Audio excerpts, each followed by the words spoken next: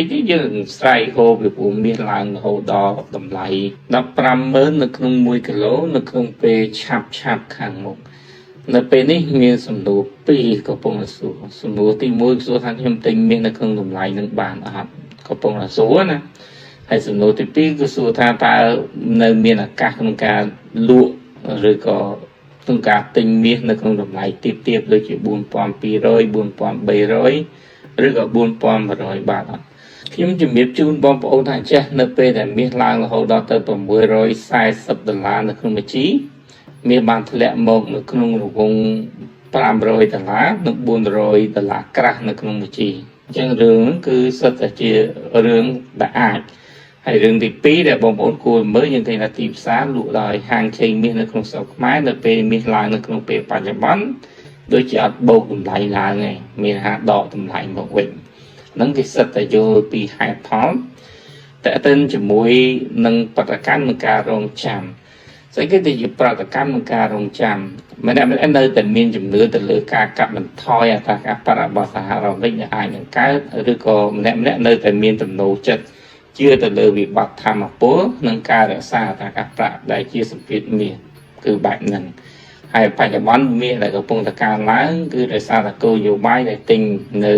បានបំណុលត្រឡប់មកវិញទេជាព័ត៌មានក្តៅគុកដែលធ្វើឲ្យគេកំពុងតែរំពឹងណាហើយនៅក្នុងថ្ងៃនេះមានការព្យាករណ៍ថាមាសឡើងគត់នឹង10ឯណាពីគីកូដែរខ្ញុំមើលឲ្យព័ត៌មាននេះគឺធ្វើឲ្យមនុស្សអាចជឿជឿ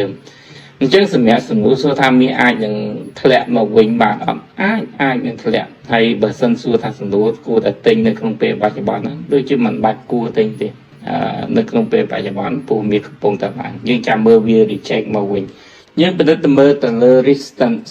របស់វាតម្លៃដែលវាអាចកើនឡើងថ្ងៃនេះបើសិនជាវាបំបែកនៅតម្លៃ$4575បងប្អូនមើលតម្លៃ$4600បើវាអត់តម្លៃទេបងអ្នកដែលទិញដូរប្រចាំថ្ងៃលោកចេញទៅវាអាចធ្លាក់ទៅតម្លៃក្រោមតែបើវាបំបែកនឹងតម្លៃ$4600ហើយវាអាចនឹងប៉ះ$4630 $4600 និង$4700នៅក្នុងមួយឱវាឡើងបន្តទៅទៀតហើយតម្លៃដែលវាអាចធ្លាក់ចុះហើយក្នុងពេលបច្ចុប្បន្ននេះណាដែលយើងអាចរងចាំទិញបានគឺតម្លៃ support ទី4គឺ$4360នៅក្នុងតម្លៃហ្នឹងតែជឿជាក់ថាដល់តម្លៃហ្នឹងប្រហែលជាស្គមតិចដែរថាហ៊ានទិញឬមិនទិញណាពីព្រោះអាចនឹងធ្លាក់លឿនមុនបើសិនជាវាធ្លាក់វាទៅដល់តម្លៃហ្នឹងអញ្ចឹងសម្រាប់ support របស់វាគឺ$4530ថ្ងៃនេះ$4880និង$4450និង$4430ប៉ះដល់តម្លៃហ្នឹងបងប្អូនរងចាំទិញនៅតម្លៃល្បាក់$4300ជួ$4300ទៅចូលដល់សំណួរទី2អ្នកដែលគាត់សួរថាគាត់ចង់លក់សិនលក់ឲ្យទិញខ្ញុំបញ្ជាក់បើសិនជាអ្នកដែលទិញនៅក្នុងតម្លៃខ្ពស់បើចង់លក់តិចតួចទៅព្រោះទិញឲ្យជាប់តែបើសិនជាអ្នកដែលទិញនៅតម្លៃខ្ពស់ហើយមិនតន់ចេះគិត probability ទេទុកសិនទៅទុកចាំដល់វាឡើងហើយចំណេញយកដំបងអាហ្នឹងយើងអត់ឈឺក្បាលយើងអត់បារម្ភឬក៏យើងអត់ឈឺចិត្តប្រសិនបើមានការប្រហែលប្រូណាមួយបែបហ្នឹងហើយសម្រាប់អ្នកដែលគាត់ទិញតម្លៃទាបហើយឥឡូវគាត់ឃើញចំណេញហើយក៏សួរថាគាត់លក់បានអត់លក់ចោះយើងមើលនៅក្នុងតម្លៃ$4575និង$4600ប្រសិនបើដល់តម្លៃ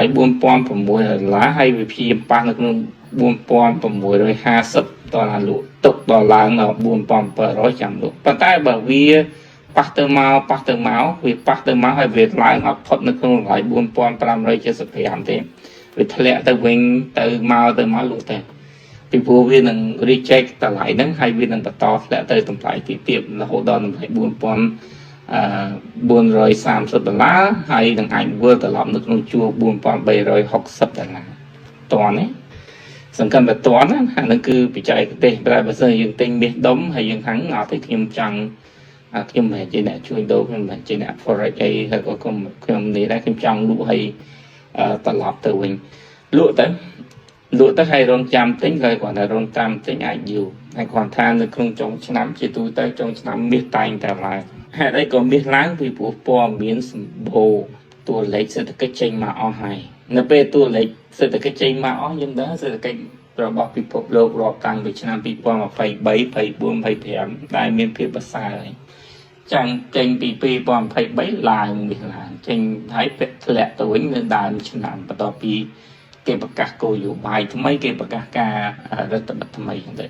2024ឡើងដើមឆ្នាំធ្លាក់ចុះបន្តិចទៅ2025ឡើងហើយយើងឃើញដើមឆ្នាំធ្លាក់មកណាធ្លាក់មករហូតដល់នេះហើយចូលចុងឆ្នាំ2025ឡើងមកដំហឹងដើមឆ្នាំ2025នោះធ្លាក់មកដំហឹងព្រោះមើលនាំគ្នាបុកខ្លាំងទៅទិញឥឡូវបច្ចុប្បន្ននេះចូលចុងឆ្នាំ2026ដូចចង់ឡើងទៅទៀតហើយគ្រាន់តែថាស្ថាប័ននៃការទូទាយទាំងអស់គេទូទាយថាវាអត់ទាន់បានបំបែកតម្លៃចាស់របស់វាទេថាវាឡើងក៏វាមិនឡើងដល់$640នៅក្នុងមួយជីដែរណានៅក្នុងពេលបច្ចុប្បន្នឬក៏ចុងឆ្នាំពីព្រោះគេជឿជាក់នៅវិបត្តិធម្មពលអតិផរណានិងគោលនយោបាយធនាគារកណ្ដាលដែលត្រូវតែរដ្ឋបတ်ឬក៏ធ្វើឲ្យសាច់ប្រាក់នៅក្នុងប្រព័ន្ធសេដ្ឋកិច្ចកាន់តែតិចទៅ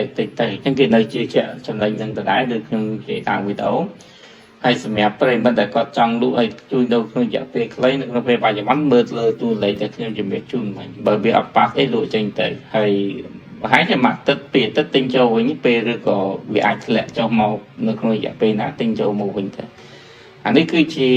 ការវិនិយោគមាសនៅក្នុងរយៈពេលខ្លីតែមិនមែនខ្ញុំជំរុញឲ្យទិញឬក៏លក់នៅក្នុងរយៈពេលខ្លីទេវាអាស្រ័យលើបងប្អូនព្រោះយើងទិញរបស់យើងទិញយកចំណេញប្រសិនបើយើងទិញនៅក្នុងតម្លៃទាបហើយវាឡើងទោះបីឡើងដល់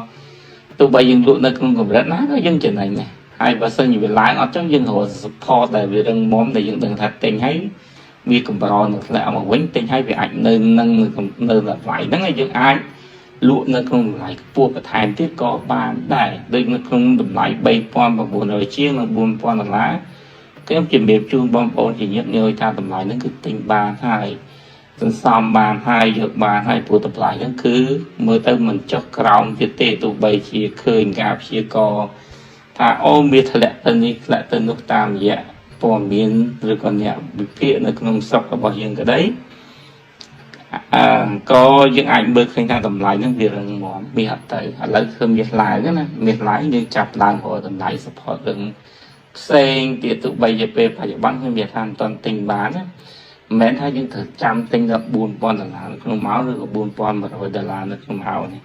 តែពេលដែលយើងស្វែងយល់ឃើញថា support មាសនៅត្រង់ណាដែលវារឹងមាំខ្ញុំនឹងជម្រាបជូនបងប្អូនបន្តទៀតដូចតែរាល់ដងថាមាសនៅល្បាក់នេះគឺទិញបានសម្រាប់ការសន្សំណា